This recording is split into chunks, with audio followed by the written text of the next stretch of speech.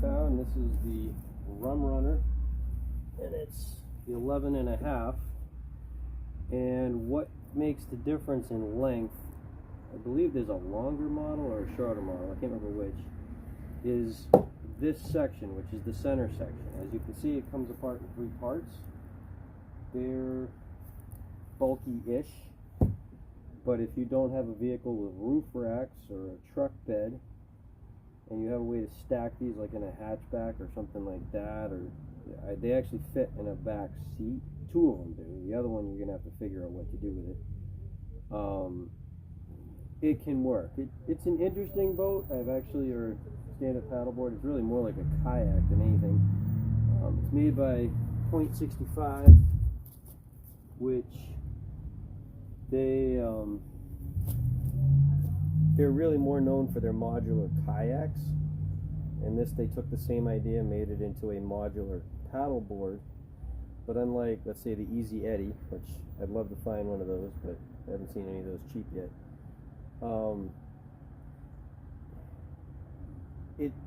It's got that transition thing where somebody who was thinking kayak designed it, and it doesn't offer the nice flat deck, more options with what you can do with it the way a paddleboard does. However, it does work. I have actually paddled it. I'll get it's interesting in how it goes together. Is 3 parts. That's the center section. It's interesting to have the rails. They even have these rails you can clamp mounts onto and have like rod holders and stuff. They were definitely thinking of that. However, if you're paddling like a paddleboard, they're going to be in your way.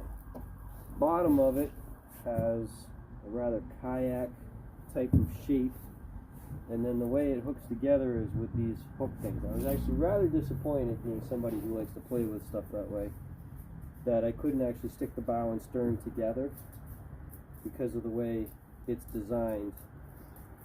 I couldn't even attach another center section to it and make it into, I don't know, I guess you call it a tandem. You're very locked into the way you can put this together. And like I said, I think they make a longer center section. Maybe they could make a 12-footer or a 12.5-footer.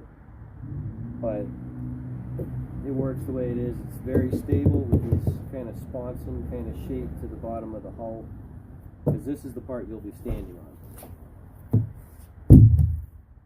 The bow section, and I really think they copied this from a kayak. I wouldn't be surprised if you couldn't stick this on one of their other kayak models. It has a nice cargo well, which that's not very usual for a paddleboard. And there is a foam block. You can see that right there, that black piece. That is a foam block that's a stiffener. Keeps the deck from collapsing there. And otherwise, this is all just a wide open area. Basically, it's a standard. You could kill yourself using this. Talk to a doctor before you start exercising. All that kind of ridiculousness. Got a nice handle, which is really nice because you can carry it by that handle. And that's the one issue that this has, is weight, being all plastic, and then having the extra pieces to lock everything together. It's a little bit heavier. Now it does have built-in cup holders. It has the latches that actually tie everything together. I'll show you more of those in a minute. This is more like a, I guess they call it touring or even racing style hull. Got a pointy bow instead of the rounded one, so it's less likely to slap into waves and slow you down. This will cut right through the water. And see right there, that's the part that the hook part on that deck latches into. And it is nice and solid, especially once you're on the water. You can't feel that you're on a multi-piece board. Now, the stern, this really actually has a good shape to it. Doesn't really seem to slow you down, even though it does have a sharp edge on the trailing edge. I got a leash on it. I didn't really know exactly where to anchor it. That worked. Water will be in that trench. Water kind of right around the back there if you're around my weight.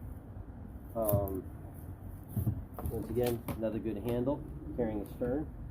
I got it cheap because the fin was snapped off right here. I had to order one from .65, which they're in, I don't know, Norway, Sweden, one of those countries. And shipping, I don't know, I think it came to like 35 bucks. Not bad really for a replacement part for a board they don't even make anymore. And the reason they don't make anymore is probably weight. There's only going to be so much of a market for an extra heavy plastic board that is stable fairly fast, as I found. But one of the things you'll notice, if this is one that's been used at all, is there's always going to be a little bit of water, and that's because we very stupidly put this drain here, which, as you can see, how can you tip it to get the water out? They should have put it on the top, they should have put it on the end, they should have put it on the corner, but no, they put it there. I guess they put it there because that's a high point, and it's going to be up above the water, so it won't fill with water. This stern piece they did a lot better with because the drain is there, so you can actually tilt this corner down and get almost everything out of it. Maybe not everything, but almost everything. And this is the latch system for tightening and loosening, so I'll show you how. And you can't even put it together backwards. How's that for no fun? I'm the type of person, I want to try it every which way, and you can't with it. Like that, and that's a little bit of work. I'd almost equate it to manually inflating an inflatable stand-up paddleboard. It doesn't look like this is black, so better check that.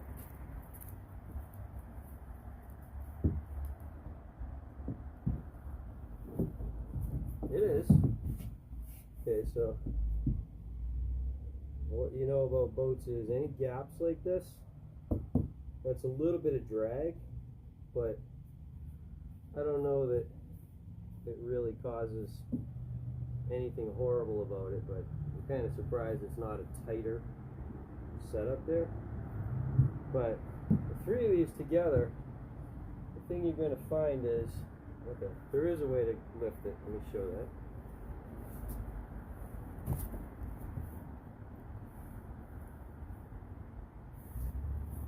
The whole thing together. Now the center channel does have ribs, gives you some place to grab, but this thing is no lightweight. You don't want to carry this far. You really want to put it together on the edge of the water. And this right here is why these are no longer made. They still make their modular kayaks. They have fishing, they have just go and paddle around for fun type stuff, you know, go exploring. But they don't make their paddle boards, and I think they made two. I remember what I've read on the website's kind of funny. It's like parts of it are hidden, but you can find them if you search directly for them. And it paddles okay. Like I said, I'll get a video, but one thing I will say right here, well, I got this since I just had to deal with it, you're always going to have to think about that fin. It's kind of delicate, and this right here, if you see it sticking up like that, you know that it is essentially up. It's not really giving you much of anything, and this board gets really unstable and will spin around easily on you without a fin, because I tried it. I just put this fin on today. The one time I tried it out before, it would go straight, but if it started to turn, it would just turn harder and harder and harder and feel like I was going to fall off.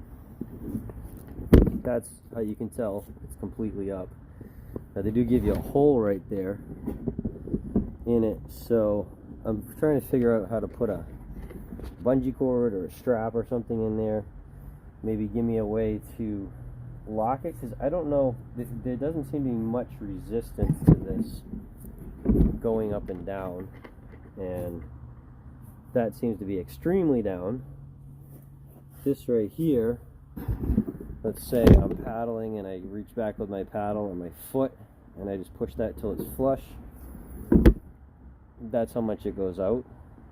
Seems like a good amount, but I'm kind of surprised. I don't know, maybe I'm missing something off this board, but it seems like there should be more to help set the depth, lock it in place, because I guess water won't just push it, and it's mostly for side to side. But I don't want to snap this off. You got to be really careful when you're launching to not break this, because there's literally just that one screw that holds it to the whole hull, and the one I got had literally snapped right there. So somebody caught it and bang, off it went. I don't know if it was the guy I bought it from or the person who had it before him, because he got it cheap, but then he found it didn't really do what he wanted. He's more of a kayaker. They're around. I've seen others on Marketplace. You'll see them a couple $100. Obviously, they're not the latest, greatest. They're not super lightweight, and you'll discover with any sort of boat, water line makes a big difference on length. That's why, like with my foam kayaks, the shortest I found I will actually enjoy paddling and having is a 12-footer. And really, I just tell people to make 14-footers from now on, because when you're building out of foam, 2 feet adds like 1 or 2 pounds, whereas 2 feet of plastic is like 10 pounds. Makes a difference. Depending on the shape, of course. It's an okay board. The standing height is no higher than any other fiberglass or foam with some sort of skin on it type of board. The speed is actually nice. I was impressed. I'm going to really have to test it out once, now with the fin, once the weather's, if I get a hot day again or something. But with a seat on it, probably placed somewhere around there, it gives you the advantage of, it's a kayak as well as a paddleboard if you want to stand up for fishing. This would be another one I could say if you're cheap trying to get into fishing. This might offer you advantages of being able to stand up and cast without feeling unstable, as well as being able to sit down when you wanted to, or have a cooler to sit on instead of a sand chair like that. Sit up a little higher, depending on waves and wind and your stability and weight and all those kind of things. Not bad. The forward hull, I don't know how much you're really going to get into that when you're on the water, but man, is it nice. I designed my kayaks to have sealed compartments very similar to that in the very bow and the very stern, because it is really nice to have a place to stick your lunch and your car keys and maybe stuff that you really don't want floating away if you fall over. Or otherwise with a paddleboard, unless it's strapped on in a dry bag, don't bring it. And make sure that it has flotation tied to it, or it's tied really well to the board, or you may never see it again. You could just bump it and it'll fall over the edge and it's gone. So yeah, there you go. 0.65 Rum Runner 11.5.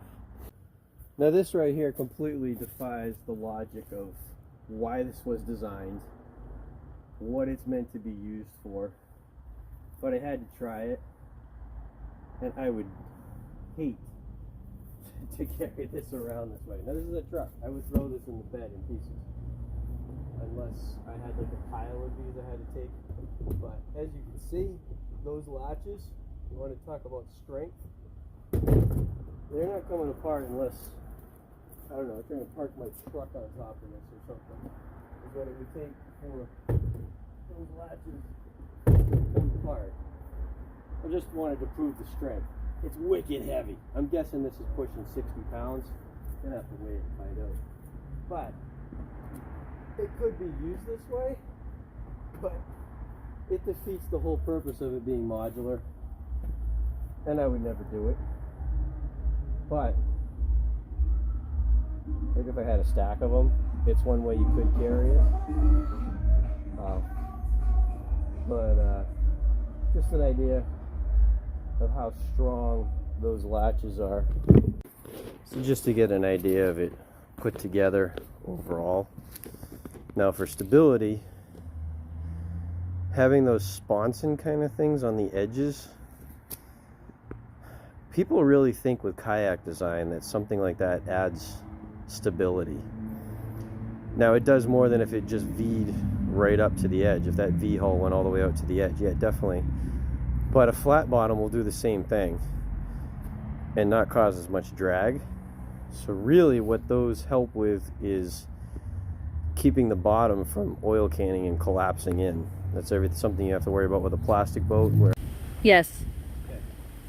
Alright, so launching is not too much of an issue. Make sure your fin is not digging into the bottom. Nice and stable. And with the fin, because I have it squeezed with the back deck there, it actually paddles very well.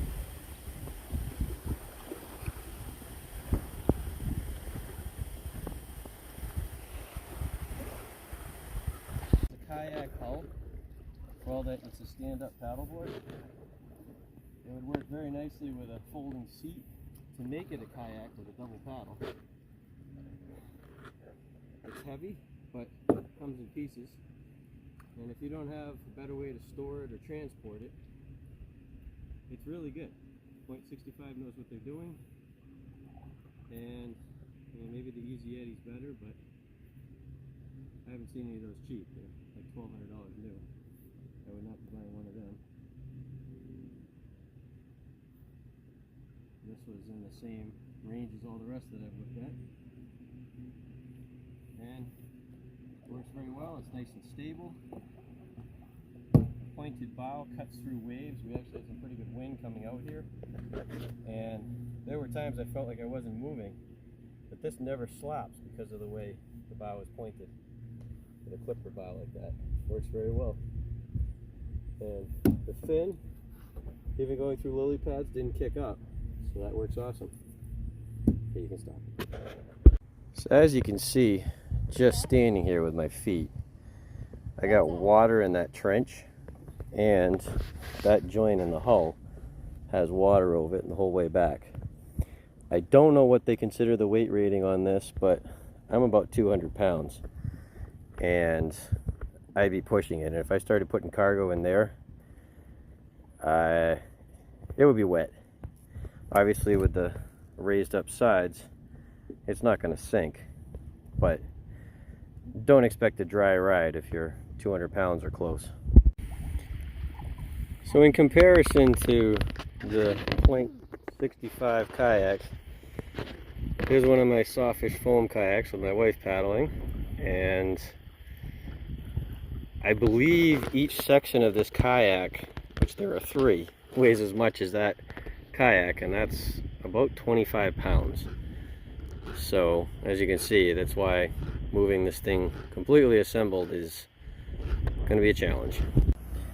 Okay, so for the bow section of the Rum Runner, the number is 18.2 pounds. Stern section is 24.2 pounds, and the center section is 24.2 pounds. 2 pounds. Alright, so I figured out the trick with the Rum Runner, putting it together and taking it apart. You get those notches that go together. Now this is the disassembly end. When you're all done, I changed these buckles. They're not the originals. I got some random snowboard ones off of eBay. They work just as well. But these are all plastic and they're flexible. So flex it up, and you're going to have to make sure it doesn't catch on the tooth right there. But keep that back and just flip it up. Do that on all 4.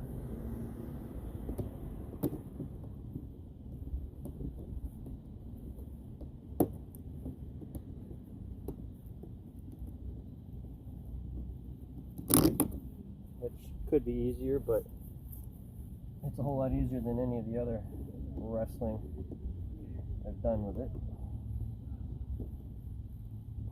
Basically, you push the latch. Don't lift that thing. You may have to actually play with the board to relieve the tension off the latch like that. But as soon as you do, it's just a matter of working your fingers underneath and prying it out. And if these break, they're easily replaceable at any snowboard place that sells snowboard bindings or online.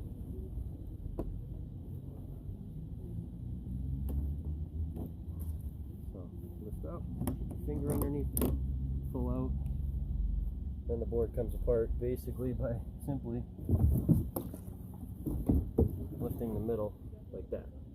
Put it together, it's the reverse. Hook.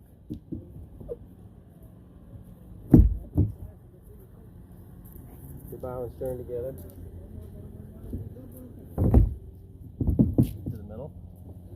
Take your bindings, push them in, snug them up.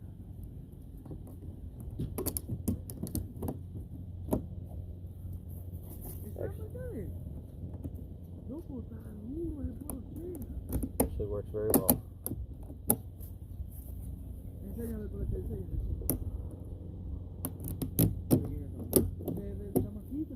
A lot less wrestling than what I was doing before. Same thing, release, lift, put your finger underneath, pops out. Let's zoom it in really tight on what I'm doing right there. Give you a good look. If you're still wrestling with it, but pull, lift, keeping that latch back. Don't touch this one. And it's out. Simple as that.